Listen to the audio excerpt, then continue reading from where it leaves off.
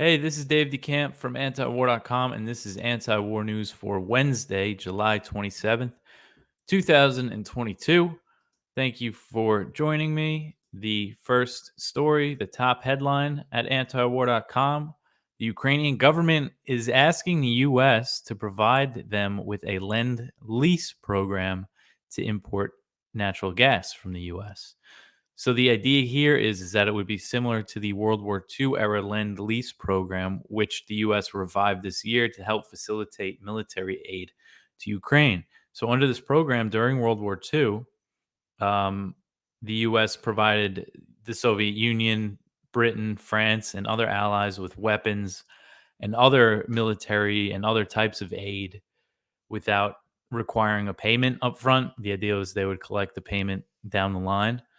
Um, so we saw this revived through legislation that Biden signed, and it was revived to help give Ukraine more military aid. Now, I don't think it's actually been used yet because they've been passing these massive aid bills for Ukraine so easily. It doesn't seem like they need to use this lend lease thing anyway.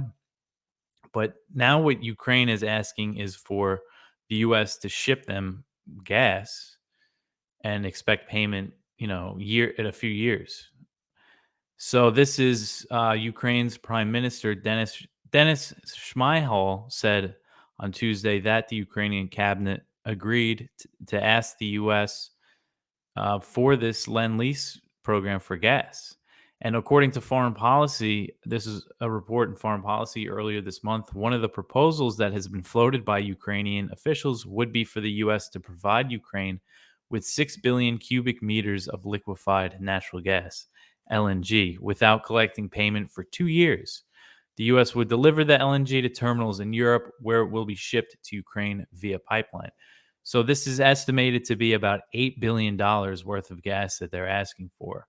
And the CEO of Naftogaz, which is the Ukrainian state oil and gas company, was in Washington earlier this month and discussed this idea with officials.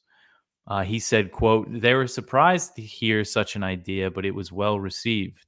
So $8 billion, I mean, is an extraordinary amount of money, but considering how much the U.S. has been sending Ukraine already, it's not really outside of the realm of possibilities that the Biden administration, that Congress would agree to this. Um, so far, the U.S. has authorized $54 billion to spend on the war in Ukraine, and that's more than half of which is military aid and is going to the Pentagon. But that funding is supposed to last until September 30th, which is the end of the fiscal year for the federal government. So after that, they're expecting to pass another massive aid package. So we can expect more billions to be spent, which they're probably going to start working on that next one soon, considering it's almost August. And I wonder if we're going to see more dissent in Congress on the next, tens of billions of dollars that they're going to try to send to Ukraine. It doesn't seem like it. It still seems like the consensus is to just keep sending all this money. But anyway, so the next one here, this is another gas story. We've had a lot of these lately. Most EU member states on Tuesday agreed on a plan to reduce natural gas consumption by 15% to prepare for the coming winter and potential further cuts of Russian gas supplies. So we saw the EU, the European Commission put forward this plan, this gas rationing plan to reduce consumption by 15%, which is a lot. And when they initially put it forward, Spain, Portugal, and France rejected it. They said, how come we have to do this when we don't rely on Russian gas as much as, say, Germany and other countries in Eastern Europe? In Spain and Portugal in particular, they're barely linked to the rest of Europe, their gas infrastructure. So even if they ration gas, they can't send it to other countries, what they're saving. So this plan that they agreed to, it was a draft law that they passed, would allow exemptions for countries in Europe that aren't as linked to the rest of the EU members and that don't rely on Russian gas as much. And only one member voted against this plan, which was Hungary, which is not a surprise. They've been going against the EU on a lot of this Russia stuff, and they are very reliant on Russian gas. And the IMF predicts Hungary would take the worst economic hit if they were totally cut off by Russia. But it doesn't seem like Hungary is going to get cut off by Russia. Last week, their foreign minister went to Moscow to discuss a major purchase. They're looking to buy 700 million cubic meters of Russian gas to prepare for the winter. But the EU is worried that most members are going to get cut off, as we've seen Russia reduce supply to the Nord Stream 1 pipeline that connects Russia and Germany. And, it would be obvious retaliation for the Western sanctions campaign. There are also other reasons why the sanctions have backfired. There's a turbine that was part of the pipeline that was being repaired in Canada, couldn't be shipped back because of Western sanctions. It's been shipped back. It's in Germany. Russia's still saying there's some problems with it. And Russia has also cut off EU members that refuse to pay for gas in rubles, because after the US and EU and the UK and Canada and all these countries hit Russia with sanctions, Russia required payment in rubles for two reasons, really. One was to shield the ruble from taking a hit further, and now we've seen the ruble has been the best performing currency of the year. And the other reason was because US and EU sanctions specifically targeted Russia's use of the dollar and euro, and they seized all their offshore foreign reserves. They froze them, and they haven't been able to pay their foreign debt. So Russia also defaulted on their debt, but it wasn't a real default because they have the money. It's really just Russia's creditors that kind of getting the short end of the stick there, it seems like.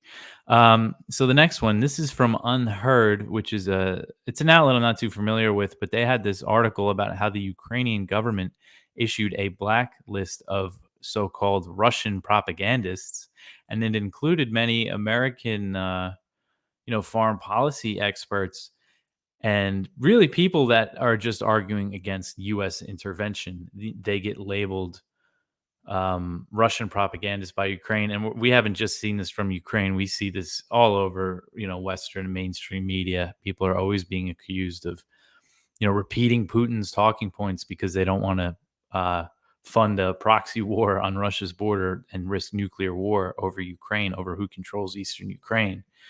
Included on the list were two Antiwar.com regular columnists, Ray McGovern and Doug Bandow, which was interesting to see. They link to the actual list in here that's on the Ukrainian government website, and you could scroll through and see all the people that they listed. Ray McGovern, there he is. They also listed Glenn Greenwald, Tulsi Gabbard, John Mearsheimer, who have all, there's quotes from them in this article rebuking this whole idea that they're Russian propagandists. But it's interesting read, and it's interesting to scroll through the list. And it seems kind of like a random list. There's some people on there that support the idea of sending weapons to Ukraine, of supporting Ukraine, that were also included. Edward Letwak, he says that he's been lobbying defense ministers of NATO countries to send more weapons to Ukraine, and he was still put on the list. So it doesn't really make much sense. Okay, so the next one here, we're getting back into Pelosi's plans to visit Taiwan. Republicans come out in support of Pelosi's plans to visit Taiwan. A growing number of Republican China hawks have voiced their support for Pelosi going to make this provocative trip. Some of the Republicans that have expressed support include Senators Ben Sasse of Nebraska, Tom Cotton, the Ultra Hawk from Arkansas, John Cornyn from Texas. Sasse said, quote, Speaker Pelosi should go to Taiwan, and President Biden should make it abundantly clear to Chairman Xi that there's not a damn thing the Chinese Communist Party can do about it, end quote. So that's pretty typical of what these guys are all saying. They're saying, she's got to go. They can't dictate where Pelosi goes, and there's nothing that the communists can do about it. So we've also seen this from former Trump administration officials. They've come out and said, yeah, go Pelosi, you go to Taiwan, including former Secretary of State Mike Pompeo, he was also CIA director under Trump, super hawkish towards China. And this is really a continuation of the Trump administration's policies. The Biden administration has picked up on them. Under Trump, the U.S. started sending high level officials to the island more frequently. More congressional delegations started going. It's part of their strategy against China is to use Taiwan against China. And there's really no purpose to this trip other than provocation. It's incredibly reckless. And we've seen Biden say that the military doesn't think it's a good idea. There was a report I discussed earlier this week said the Biden administration thinks it could spark a major crisis across the Taiwan Strait. It would be the first time that a House Speaker visits Taiwan since '97 when Newt Gingrich went. And he came out in support of Pelosi in this. So we see all these Republicans rallying behind Nancy Pelosi. See the bipartisan support for stoking tensions with another nuclear power. But also, we're seeing Pelosi's fellow Democrats are in favor of it, including Bob Menendez. He's the senator that chairs the Senate Foreign Relations Committee. He's pretty influential. And unfortunately, too, we saw Ro Khanna, the House representative from California, who's really good on Yemen and the wars in the Middle East overall. But he's turning into a real hawk when it comes to Russia and China. This was what he said on. He told Wolf Blitzer on CNN.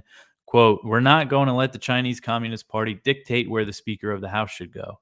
We shouldn't allow them to bluff and dictate to America, the greatest nation in the world, where our Speaker of the House should travel," end quote. And Khanna, he also voted to send the $40 billion in aid to Ukraine, which was mostly military aid. He voted to really, be involved in that war. So it's really unfortunate to see. I thought he would know better, but I guess not. There's so much bipartisan support against China. And this is really just demonstrating kind of the sad state of affairs in this area. It's really bleak. I mean, there's not really anybody dissenting against this view that we have to go, stand up to China for Taiwan. And I've been covering this a lot, so I'll just say quick, the reason why China views this as such a provocation is because Pelosi, she's a high-level official in the U.S. government. It signals to Beijing that Washington is not following the one China policy where they only recognize Beijing as China and they don't recognize Taiwan as a country. It's a territory, it's a Chinese territory under this policy. That's what the U.S. follows. There's an embassy in Taiwan. It's not a real U.S. embassy. It's a de facto embassy where there's former U.S. officials that work there. Nobody that's in the current government works there. So it's all informal ties with Taiwan. But when you see stuff like this, and Pelosi really, she is, if something happens to the president and vice president, she would be the president. If, say, Biden and Harris, if they died or something else happened to them or they couldn't hold office, she's third in line. And that's how China's looking at it. We have a quote here from the Chinese Defense Ministry that said, quote, "As the number 3 leader of the U.S. administration, if Pelosi insists on coming to Taiwan, it will inevitably cause extremely serious damage to ties between the Chinese and U.S. governments, as well as the two militaries, leading to further escalation of tensions in the Taiwan Strait," end quote. And Chinese military analysts told the South China Morning Post that they believe the trip risks direct conflict between the U.S. and Chinese militaries. They really think China is going to respond to this in a way that it hasn't recently, at least. And they said that it will be different from when Gingrich made the trip in 1997 because China's military they've built up their military and their navy a lot more. So, yeah, again, just seems like a provocation for the sake of provocation. And it doesn't seem like she's going to cancel her trip. And the Biden administration is acting like they can't stop her. Even though I think if Biden really wanted to, he could get on the phone and ask her not to go because this is such a serious thing we're dealing with here. This next one, this is just a quick little write-up that I did. The White House says the upcoming Biden-Xi call is expected to cover Taiwan and Ukraine. So President Biden and Chinese President Xi Jinping are expected to speak on the phone later this week, and the White House said that they're going to discuss Taiwan and Ukraine. I just wanted people to know that they're supposed to hold talks, and this comes amid these really heightened tensions. It'll be the fifth time that they speak since Biden came into office. And then we put up this next one. This is the Solomon Islands, which the U.S. really cares about now. So the U.S. is sending a delegation to the Solomon Islands next week that will be led by Deputy Secretary of State Wendy Sherman. So the Solomon Islands are a Pacific island nation, and they recently signed a security pact with China that has upset the U.S. and Australia, which they call the Solomon Islands their backyard. It's about, I believe, 800 miles north of Australia, these islands. So under this deal, it's really like a law enforcement cooperation thing. They say that Chinese can send police to the islands, but Australia and the US have keep saying that this deal is going to lead to China establishing a military base on the Solomon Islands, which they are rejecting. Solomon Islands Prime Minister has said repeatedly that that's not going to happen. But now we're seeing this kind of increased U.S. engagement in the Pacific, and it's part of their strategy against China. They released their Indo-Pacific strategy earlier this year. The Biden administration released this strategy that said we need to increase U.S. military and diplomatic presence in the Pacific, in Southeast Asia, because of China, which is the new boogeyman, kind of to justify all this expansion. They're going to reopen the U.S. Embassy in the Solomon Islands, which was closed in 1993. So the U.S. hasn't had an embassy here since 93, and they're going to reopen it. They're going to reopen other embassies, open more embassies just in the region, more aid. So we're just going to see the U.S. more involved. And it's funny because the U.S. has given so much criticism about this deal with China that Solomon Islands signed, and it was around the same time when the war for Ukraine first started. They kept saying, "Oh, this war is about a country's right to choose its alignment," because leading up to the war, Russia's main demand was that they wanted the U.S. not to guarantee that Ukraine won't ever join NATO, and they refused and said that every country has its right to choose their alliances and who they want to have close ties with, really. And then now you see the Solomon Islands signs this deal with China, and they get all this concern from the U.S. and its allies. So the next one here. So this is Russia fired on Israeli jets back in May. There was reports. So Israel is always bombing Syria, which is an ally of Russia, and Russia has never been happy about it and has warned Israel against it. So there was reports back in May that said Russia fired S-300 missiles at Israeli jets that were attacking Syria, and they weren't confirmed until on Tuesday. Israel's defense minister Benny Gantz confirmed that it happened, that the Israeli jets were fired at by the Russians. Doesn't look like any were hit. He described the incident as a one-off. It looked like he was trying to downplay it, but it's significant. It's the first time we know that Russia's fired on Israel. It shows they might be getting fed up with these strikes, which happen about at a weekly rate. Israel bombs Syria about once a week. They don't do it every week, but I would say it's about weekly that we see these airstrikes. So then last news story at the top here. This is from Jason Ditz. Benny Gantz again. He said that Israel can seriously harm and delay Iran's nuclear program.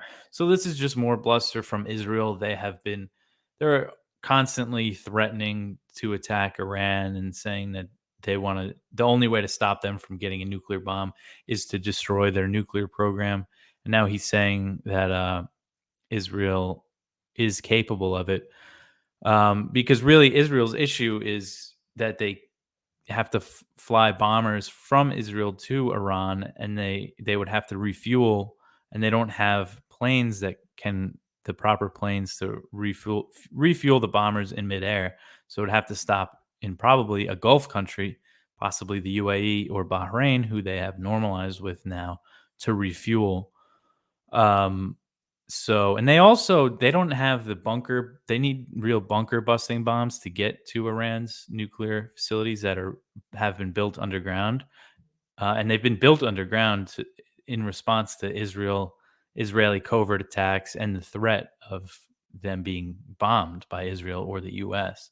And Israel also doesn't have the bombs that they really need to destroy these underground facilities. But we just see this bluster all the time from Israel, and this comes as talks between the U.S. and Iran are stalled to revive the nuclear deal. Which, if the U.S. rejoined the deal, it would put Iran's nuclear program under the very strict limits, and it would make them subject to the most intrusive inspections in the world. But Israel is still opposed to the deal, which shows to me that they're not really concerned about their nuclear weapons program. It seems it's just a way to um, keep the U.S. hostile towards Iran. So yeah, that's it for the news for today. We have a lot of good viewpoints as always. We have one from Doug Bandow, our Russian propagandist, as Ukraine likes to call him. We have a good spotlight here from Patrick McFarland, our friend at the Libertarian Institute, about Taiwan and the U.S. policies towards Taiwan. Strategic ambiguity, as they call it, is the policy that the U.S. won't say if they will intervene if China attacks or not. There's a lot of hawks that want to change it to strategic clarity, as they call it. They want to commit to going to war with China if they attack Taiwan, which would be a very dangerous thing. And he lays out a lot of important details and facts about the last few decades of U.S.-China relations around Taiwan.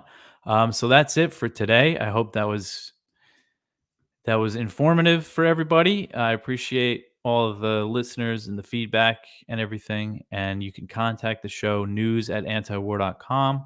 And if you want to support the show, donate to antiwar.com. You can do that at antiwar.com/donate. So that's it for today. I will see you guys tomorrow with more news.